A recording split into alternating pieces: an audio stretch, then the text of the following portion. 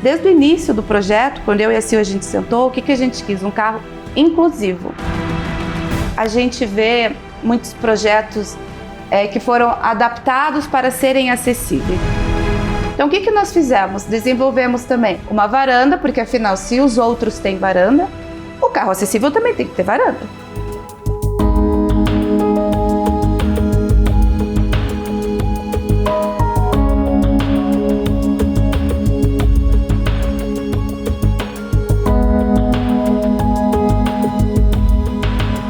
Ela é arquiteta e tem uma expertise super curiosa. É especialista em arquitetura ferroviária. A nossa convidada de hoje tem 15 anos de experiência e desenvolve projetos personalizados para clientes de uma forma geral, além de acumular mais de uma década de história na execução de projetos para carros de passageiros ou vagões de trens, onde estende a sua criação para milhares de pessoas usufruírem em passeios e viagens. Eu converso agora com Lucília Amaral. Lucília, é um prazer enorme ter você aqui com a gente. Muito obrigada. Prazer é meu, obrigada pelo convite. Falando um pouco da tua especialidade, né? A arquitetura ferroviária é uma área nada comum. Não, nem um pouco. Eu não conheço outra pessoa que faça isso, às vezes para eu pedir uma dica, uma sugestão. Não Trocar conheço. Uma ideia. Não. Como que você entrou nesse segmento? E já faz mais de 10 anos, né? Já. Isso foi 2000 e... vai fazer 10, na verdade, 2015, quando eu fiz a primeira litorina, né? Então veio um convite do Sr. Adonai, presidente da Serra Verde, para desenvolver, transformar uma litorina. E aí, claro, né? Aquela época, assim, nossa, que diferente. É um prato cheio, né, para qualquer arquiteto. Afinal, o que a gente gosta são desafios, são coisas diferentes. Então eu topei e ali comecei. De lá para cá já foram acho que mais de 10, 12 projetos e não parei mais.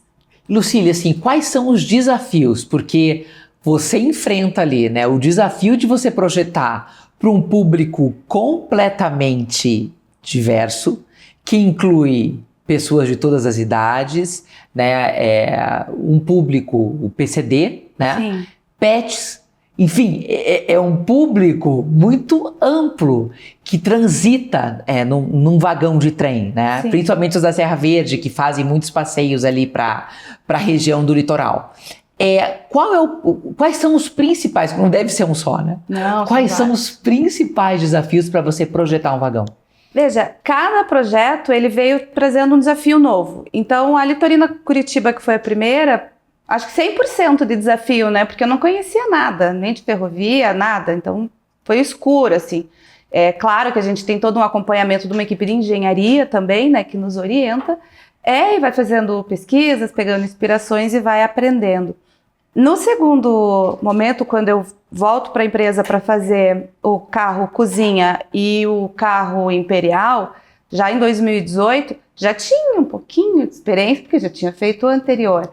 O desafio do imperial foi que a solicitação da empresa é que ele parecesse realmente um restaurante. Então, que ele fosse amplo, que ele tivesse mesas grandes, que ele fosse atemporal, mas que ele também fosse clássico. Então, eram muitos pedidos.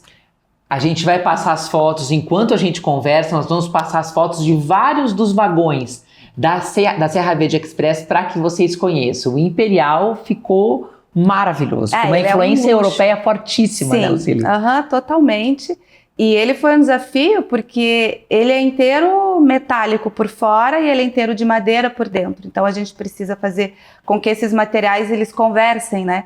Então na questão de calor, frio, chuva, um dilata, outro não dilata, como é que o material vai influenciar no outro e com acabamentos tão finos e requintados. Então, foi um desafio a gente conseguir colocar tudo isso dentro de um projeto, além da questão de segurança.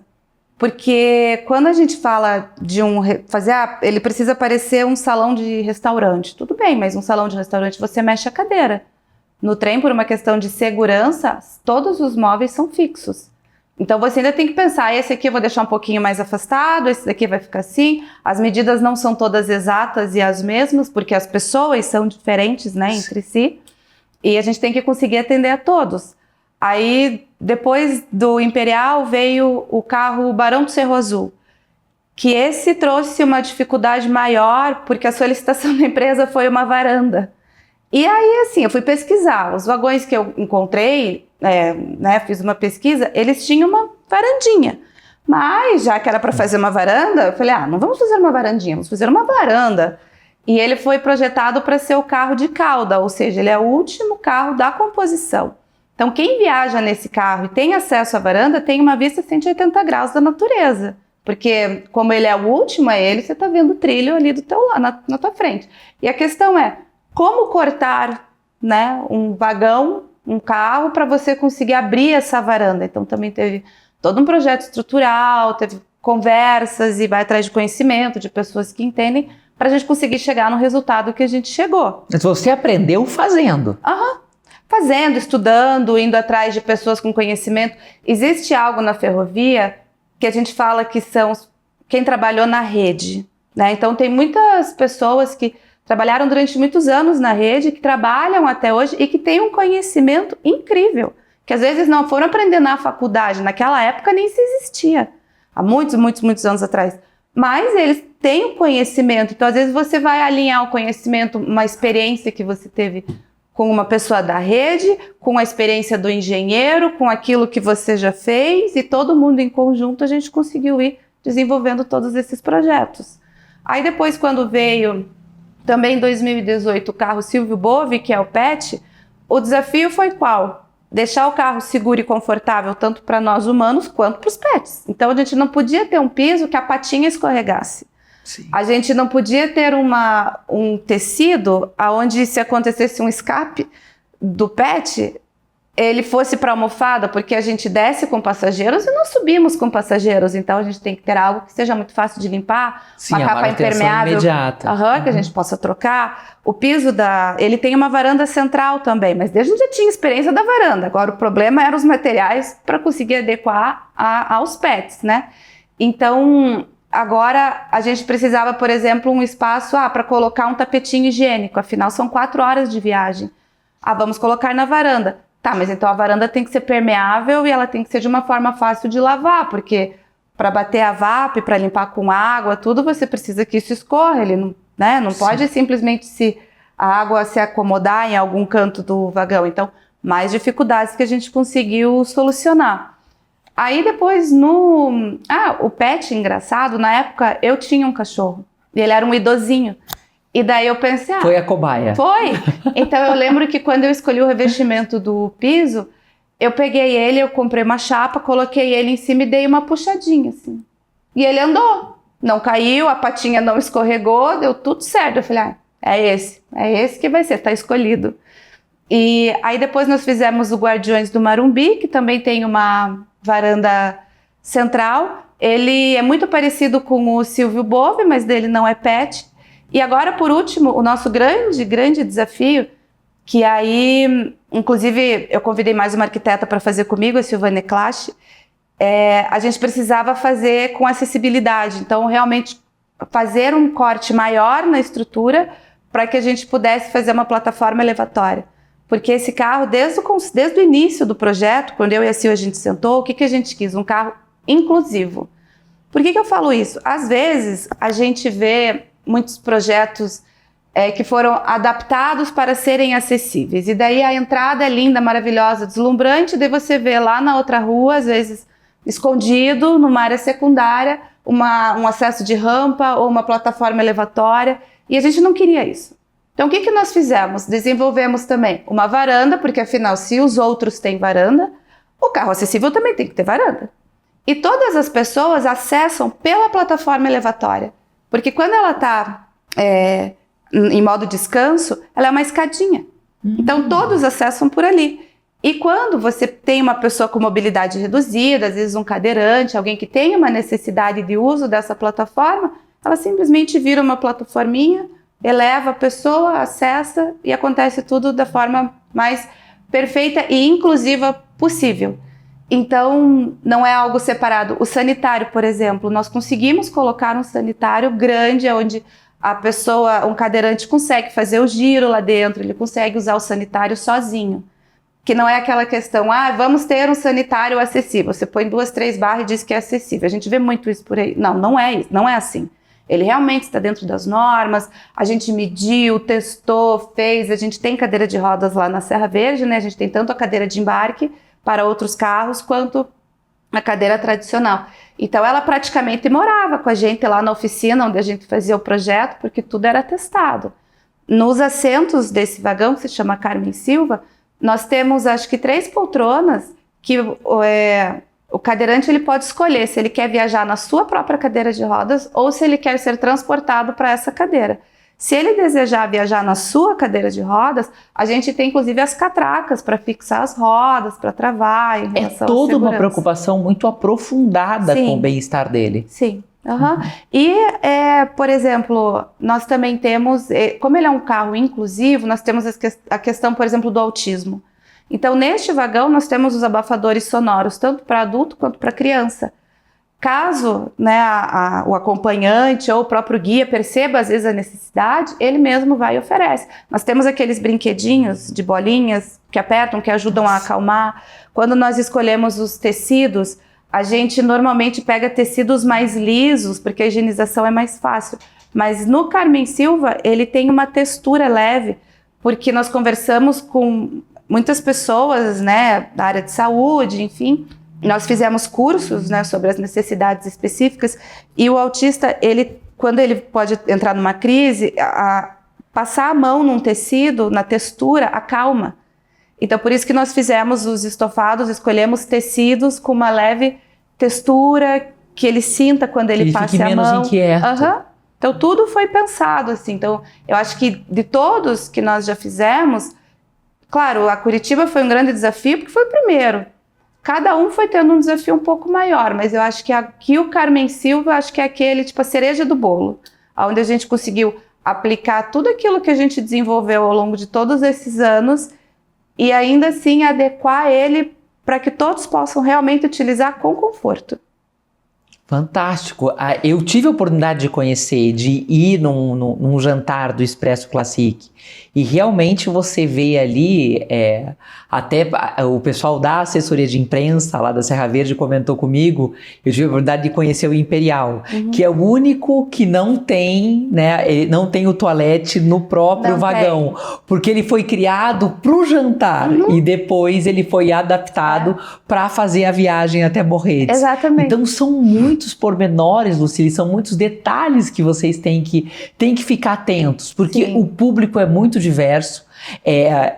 Quando a gente faz o movimento ali, a gente vê que a velocidade é bem amena, né? Mas há uma velocidade, né? Para voltar de Morretes são 4 horas. Então ele se movimenta devagar, mas ele se movimenta. E um pequeno movimento já traz um desafio enorme para você na hora de projetar. Já. Até mesmo todos os carros boutiques, né? Que são esses que a gente projeta, eles têm serviço de bordo. Então, café, água, refrigerante, cerveja e tem um lanche, um café da manhã. Agora, como que a gente transporta a louça? Porque se a pessoa pede um café, você serve na xícara e no pires. Se a pessoa pede uma água, você serve no copo. Se a pessoa pede uma cerveja, você serve no tulipa. Então, tudo isso a gente tem ali escondidinho, bem projetado, cada quadradinho para o seu copo, tudo muito bem dividido. Todos os guias já são muito práticos, eles aprendem, já sabem utilizar, para que você consiga ter toda essa louça sem bater, consiga ter as louças, os talheres, o açúcar, o adoçante, o chá, enfim, sem que isso vá batendo para não gerar barulho e desconforto para o nosso passageiro. O lanche vem naquela caixinha, né? É tudo muito pensado. Sim. O atendimento, assim, deu para ver, o que a gente consegue perceber muito nos passeios da Serra Verde é o treinamento da equipe toda. A gente fez também, numa outra ocasião, o pôr do sol, né? O passeio pôr do sol. É o retorno. Isso, onde a gente desce de van, tem um almoço super gostoso em Morretes, fica um tempo lá e volta. Aí é o passeio que eu conheci o Imperial. Você volta e acho que é sair de lá às 3 da tarde, chega aqui às 7 da noite. E assim, a aula que eles dão ali É muito legal. é muito bacana, assim, é uma aula de cultura muito grande, todo mundo muito risonho, um atendimento impecável, a gente percebe que está todo mundo muito bem preparado, porque sim, vocês lidam muito com a diversidade lá, com né? o público Sim. de modo geral. Então, antes da gente elaborar o Carmen Silva, a empresa fez um curso para todos os guias, para quem trabalha com atendimento ao público, né? Justamente sobre as necessidades específicas das pessoas de modo geral. Então, teve um dia que falou sobre as pessoas com deficiência visual, teve outro dia que falou sobre as pessoas com deficiência auditiva, as pessoas com mobilidade reduzida, o autismo e por aí vai. E todos fizemos esse curso e agora, todo ano, tem sempre uma reciclagem. Então, por exemplo, tem uma data durante a semana que sim, os guias vão lá para a Serra Verde e fazem esses treinamentos. Agora, semana passada, se eu não me engano, teve o de primeiros socorros. Então, todos eles fazem. São preparados para isso. Ela é bem preparada para atender a todos da melhor forma possível. Então, não é só a arquiteta que tem que pensar em todas as possibilidades. Não, todo mundo tem que estar pronto para atender qualquer necessidade. E Luciene, falando da inspiração dos vagões, porque a gente vê que tem o Curitiba, tem o Imperial, que realmente ele é muito mais clássico, a gente tem vários outros, né, os vagões luxo ali. Qual foi a inspiração que você usou para projetar cada um deles? Na verdade, o tema quem nos dá é a própria Serra Verde. Então, quando eles falaram Litorina Curitiba, nós fomos aonde? Na bandeira. Então, nós pegamos as cores que tem na bandeira e conseguimos retratar isso dentro do vagão. Então, por exemplo, o piso, tem um piso que ele é madeirado e tem um outro piso que ele é laminado melamínico e ele parece a corzinha do pinhão. Então, é para lembrar tanto o extrativismo da madeira, que foi uma importante economia daqui, quanto o pinhão, né, que não tem quem não conheça, é super importante, super representativo aqui pra gente, estão ali. As poltronas também têm cor de pinhão, as outras têm o verde, que é um Tiffany, né, mas ainda assim é um verde, apesar não quero causar encrenca aqui no meio dos arquitetos, porque tem gente que fala que é azul, tem gente que fala que é verde. Eu projetei e digo, é verde. É verde. Sua palavra é a palavra final. E no teto nós temos um desenho estilizado de erva mate e café. Então, com 10 mil taxinhas. Aquele estofador nunca mais quis trabalhar pra gente, porque ele teve que Perdemos um fornecedor. Perdemos um fornecedor, mas ficou lindíssimo, tá lá até hoje, trabalho maravilhoso. Foi a pena que ele não quis mais trabalhar pra mim.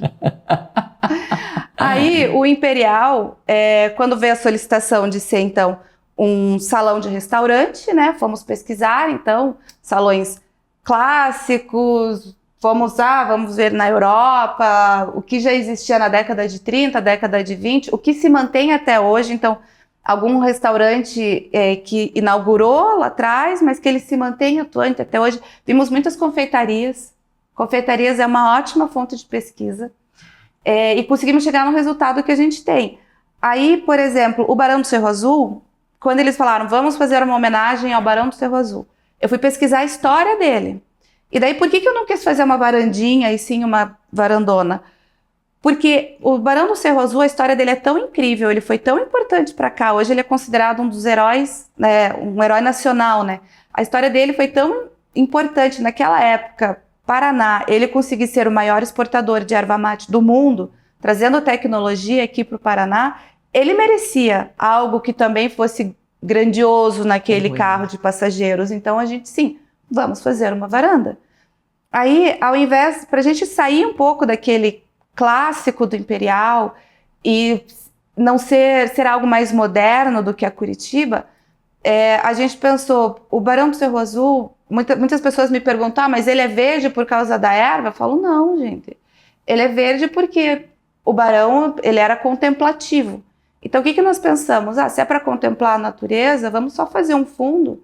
Aumentamos as janelas, também foi o primeiro carro que nós aumentamos a altura das janelas para que a pessoa sentada ela pudesse contemplar a vista lá fora com um ângulo maior.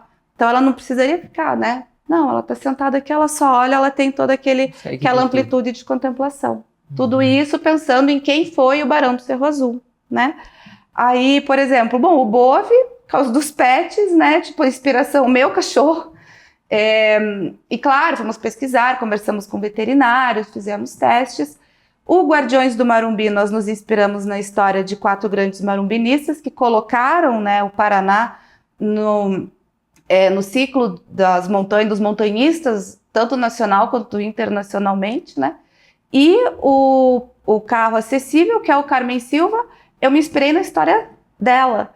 E junto com elas, as cores são suaves. Então, assim, você tem acentos amarelos e marrom. Por quê? O símbolo um dos símbolos, né, das necessidades ocultas é o girassol. Então, no gradil, o desenho da varanda é um desenho de girassol estilizado. E nós escolhemos justamente o amarelo e o marrom porque são as cores do girassol. Então, a gente se inspirou tanto na história dela, na luta dela, né, da Carmen enquanto esportista, de superação para fazer algo realmente confortável e adequado, quanto nas outras necessidades ali incluídas, de uma forma singela, a gente conseguiu colocar alguns pontos. E isso é contado pelos guias a bordo também. Sim. Falando agora, a gente disse de alguns desafios, das inspirações.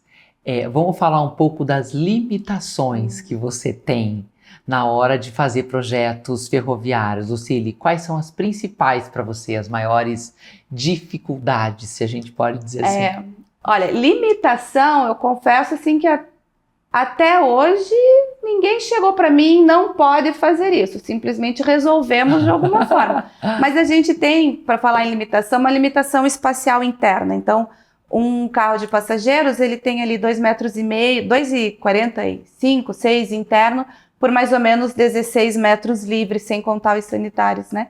Então, essa questão espacial, às vezes, quando você pensa na quantidade de passageiros que você tem que colocar dentro daquele carro, no estilo que você quer fazer, nas circulações. Porque, por exemplo, se a gente pensar bem em escola básica, assim, quanto que uma pessoa precisa de espaço para se locomover, né? Neuffer, 60 centímetros. No trem, 40 é super aceitável, se ele for baixinho. Então a gente, algumas limitações assim, eu não posso ter uma cadeira com espaldar muito alto. Mas por que não?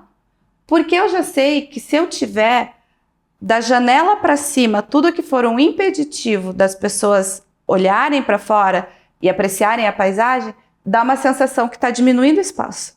Então a gente já percebeu que se a gente nivela a altura, né, dos braços, do espaldar da cadeira, na altura da janela, você fica com uma amplitude tal, porque tudo que está mobiliário está para baixo de você. E é aí que eu falo que uma passagem de 40, as pessoas não se batem. Por quê? Porque elas não estão aqui no ombro, é só ali a perna. Então, 45, 40, no trem, funciona. Eu jamais projetaria isso num restaurante, na casa de alguém, sabe? Mas no trem funciona. Então, são algumas limitações espaciais, mas que a gente consegue contornar de alguma forma. Aí, de limitação também, que é outro desafio, por exemplo, a gente precisa ter caixas refrigeradas a bordo. Porque são 4 horas de viagem com o serviço de bordo. Isso tudo tem que estar gelado, tanto de Curitiba até Morretes. E ainda mais no verão, a gente sabendo as temperaturas que chegam, não esquecendo que o vagão ele é metálico. Então, a gente antes trabalhava com caixa térmica, né? Mandava fazer as caixas de inox e tal. Mas não estava legal. Daí a gente conversou com a equipe de engenharia para fazer algumas alterações para que a gente conseguisse ligar um refrigeradorzinho, um freezer, pequenininho, daqueles de porta de vidro, tipo de sorvete. Não dá, mas foi feito um estudo sim, melhoraram-se as placas solares, né? A energia do trem, ela é captada pelas placas solares e armazenadas em baterias comuns de carro que ficam embaixo da composição. E daí a gente aumentou a capacidade dessas placas e conseguimos agora ligar refrigeradores a bordo desses vagões. Então a parte elétrica, digamos, eu posso dizer que às vezes era uma limitação, mas quando se percebeu que a gente precisava melhorar isso, e não por causa da iluminação, né? Porque a gente faz iluminação de LED e ele consome muito pouco. Mas às vezes para poder refrigerar melhor a bebida, às vezes ter uma tomada para carregar um celular numa emergência. Então, quando a gente percebeu essa necessidade, se alterou um projeto, se implementou algo que já existia para a gente conseguir armazenar mais carga para conseguir ligar esses refrigeradores. E agora, aos poucos, a gente está fazendo a troca das caixas térmicas pelas caixas refrigeradas. Então não há nada que seja impossível. Quando a gente quer, não. Pode não ficar 100% do jeito que a gente queria. Mas a gente dá Mas a gente dá um jeito, claro. Como tudo. Você tem que exercitar ali, trabalhando com projetos de vagões, a versatilidade. Tem. Mas isso a gente sempre conseguiu resolver tudo, assim. Até hoje que eu me lembro, assim, teve uma situação engraçada quando a gente fez a Curitiba, que a gente projetou uma iluminação que saía na lateral da poltrona, tipo um balizador no chão. Chique, lindo. Aí o engenheiro na época olhou para mim e falou assim, tá, como é que você vai fazer chegar a energia lá? Eu, no auge da minha sabedoria, falei, por baixo? Passa por baixo do vagão dele. E o que eu faço com o tanque de diesel que está no meio do caminho? Então, veja bem. Veja bem, mas eu quero muito a minha iluminação, vamos achar uma solução. E achamos, passamos no rodapé, fizemos uma caixinha, escondeu, tudo certo. Então, assim, por isso que dificuldades existem. Mas a gente consegue transpor com criatividade. Sim, a gente consegue resolver. Sim, para trabalhar nesse segmento, o fornecedor ele deve ter algumas habilidades bem específicas, né? Não é qualquer fornecedor que está apto a atender esse segmento. Não. Conte um pouco para mim qual que é o perfil de fornecedor que você precisa, que habilidades e que competências um fornecedor tem que ter para estar no teu hall de parceiros dentro da arquitetura ferroviária, que é tão diferente da residencial. Você sabe que quando a gente tem um projeto de um carro novo de passageiros, a gente leva ali entre projeto, orçamento e execução, dá uns 3 meses, não mais que isso. Porque a gente não pode... É muito rápido. É muito rápido porque o carro ele fica rodando. Todo carro boutique hoje, um dia foi um turístico. Então a gente tira um carro da composição, ele fica parado na oficina e a gente começa a trabalhar nele. Então assim, é um processo muito rápido, então eu preciso de agilidade. E eu preciso que sejam parceiros que querem resolver. E assim eu fiz grandes criativos, como você mencionou. Criativos. Porque os desafios são muito maiores do que num projeto convencional. Sim. Então, aquela coisa, por exemplo, eu quero usar um laminado melamínico no piso, na parede e no teto. Mas não dá porque a gente nunca fez, porque a cola... Não, mas vamos fazer um teste? Vamos tentar? E foi assim que eu fiz grandes parceiros. Então, por exemplo, mas Lu, vou te mandar uma cola assim, uma cola assado. Você consegue grudar em algum lugar escondido, em algum outro vagão, para a gente ver qual que vai funcionar melhor? Consigo, não tem problema. Então, essa questão de perceber que sim, temos desafios, mas não são impossibilidades, é o que mais me faz ser parceira dos fornecedores. Aí, por exemplo, tem que nos atender assim. Por exemplo, Pedra. Eu tenho uma parceria com Pedra já há algum tempo, que os nossos banheiros eles são de granito, né? A bancada e tal. Então, assim, a minha fornecedora já sabe. Eu ligo para ela e falo, se prepara que vai ter vagão, tá bom? Não, beleza. Por quê? Porque ela sabe que quando fica pronto para ela tirar a medida, vai ser assim, ela vai ter que fazer quase que da noite pro dia, porque como já é um item de acabamento, eu preciso estar com as paredes do vagão montadas, revestidas, sistema hidráulico tudo pronto, materiais, tudo, para ela poder colocar a pedra. Então, assim, depois que ela colocar a pedra, vai entrar o quê? O espelho. Então, assim, o dela é um dos últimos itens. E ela sempre fez as coisas da noite pro dia para mim. Quando a gente faz carros de passageiros, a gente não tem sábado e não tem domingo. A gente trabalha lá 2, 3 turnos na oficina, o quanto precisar, de domingo a domingo, porque o nosso tempo é muito reduzido. E aí, ela vai domingo, vai o dia que for. Aí, por exemplo, mobiliário. Mobiliário também. A gente, no Carmen Silva, nós mandamos fazer todos os estofados. Nós, eu e a Silvane, desenhamos os estofados, mandamos para um parceiro fazer. E ele também executou a toque de caixa, assim. Ele sabia que ia vir aquela demanda. Sim. Então, e assim, né? Executa, mas no meio do caminho você fala, olha, tivemos que alterar aqui, resolvemos... que uma poltrona vai ser um pouco mais comprida do que a outra, para a gente pegar uma pessoa, conseguir acomodar melhor uma pessoa com mobilidade reduzida, uma pessoa obesa. Então, essa vai ser um pouco maior, dá para esticar. A estrutura estava pronta, mas vou dar um jeito. E faz, sabe? Então, a questão de... Essa flexibilidade. Essa flexibilidade. Ele precisa ser flexível. E, além disso, depois que o vagão está pronto, beleza, todo mundo entregou, parafusou, montou, tudo certo. Aí, a gente tem uma empresa que é muito parceira nossa, que é a Mamute Design, que eles nos ajudam a montar. Então, cada empresa entrega a sua parte. Agora, quando chega na parte de mobiliário, eu recebi os sofás. Agora, tem que ter alguém que vai colocar o sofá, vai montar todas as peças sem fixar no vagão, vai furar, vai marcar, vai furar de cima para baixo, vai entrar lá na vala, embaixo do vagão, vai ver se o furo está certo e vai parafusar isso. Então, quem desenvolveu todo o sistema de fixação, o nosso sistema mais atual de fixação dessas poltronas, foram eles. Então, também, é uma empresa que vai lá, que eles trabalham muito com madeira, eles nos fornecem os tampos de mesa, enfim, e nos ajudam com toda essa parte de marcenaria, de fixação. E no pós-vagão, digamos, entregamos, tal, beleza, já está rodando, tal. Ah, precisou uma manutenção. O nosso estofador, por exemplo, eu ligo para ele hoje e falo, seu José, rasgou aqui uma poltrona, aconteceu qualquer coisa, o cliente tropeçou, bateu, soltou alguma coisa, será que o senhor pode ir lá ver? Ah, posso, eu já vou. Ah, mas seu José, o vagão está em Morretes, ele só chega às 7 horas da noite, tem manobra até umas 9h10, e amanhã, às 7 horas da manhã, ele tem que sair. O senhor pode ir de noite? Ele vai. Não, claro, eu vou. Assim, sabe? Tipo, da mesma forma, essa outra empresa, a Mamute, que eles soltou, passageiro se apoiou, soltou uma mesa, o vagão vai sair amanhã. Preciso que você vá lá hoje de noite, de madrugada, a hora que for, para fazer essa fixação. Precisa ter essa disponibilidade. Sim.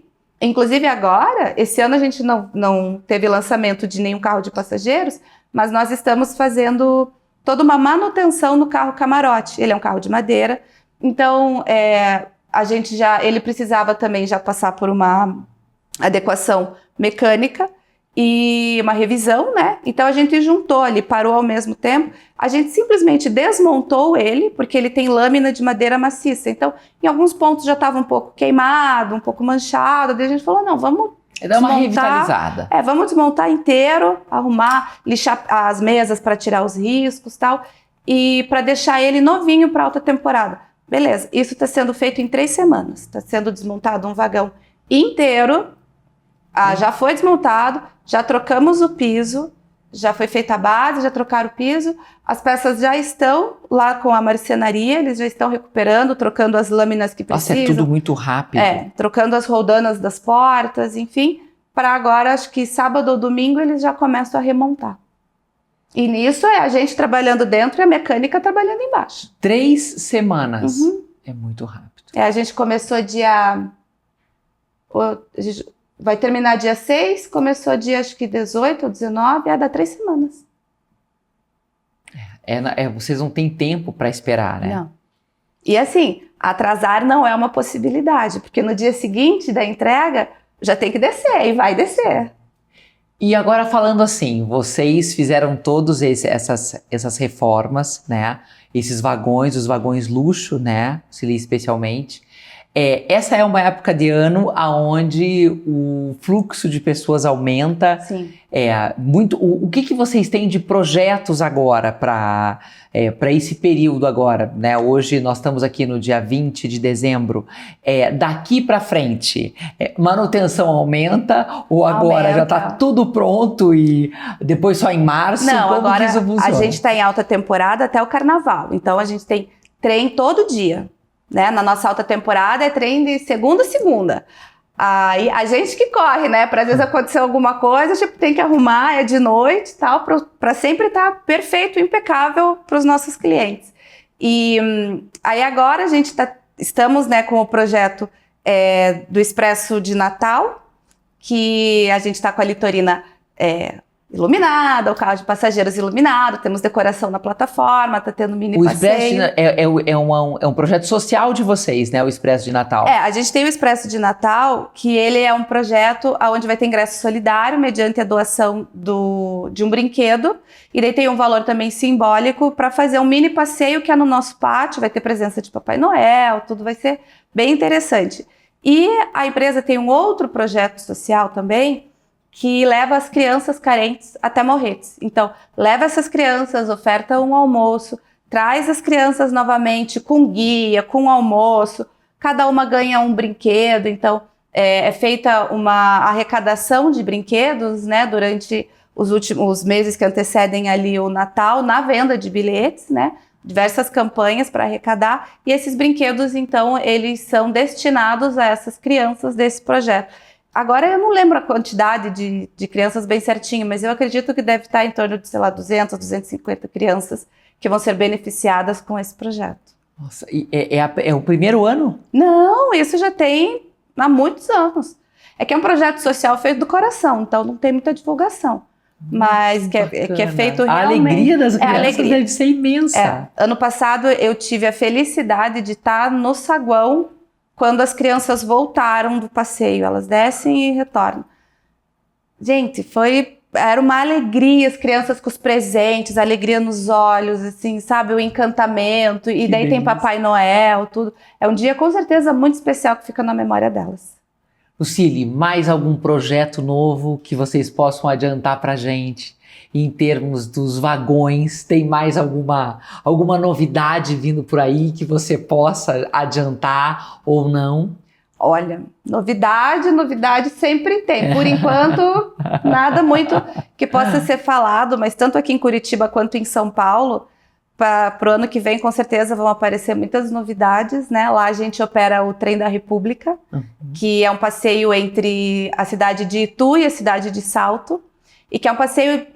Ele é diferente daqui, né? Então aqui a gente tem toda a questão do deslumbre, do encantamento, da vegetação, e lá eles contam mais ou menos a história da República, é algo um pouco mais interativo a bordo. Mas que tem essa questão cultural que tem aqui dos passeios que vão até Morretes e voltam ali pela Serra do Mar, né? Que realmente tem um olhar cultural em relação, cultural e histórico, né? Muito significativo. Sim, é da mesma forma que aqui em Curitiba a gente conta toda a história da ferrovia, e conta todos os atrativos e como tudo se desenvolveu, né, a bordo durante o passeio.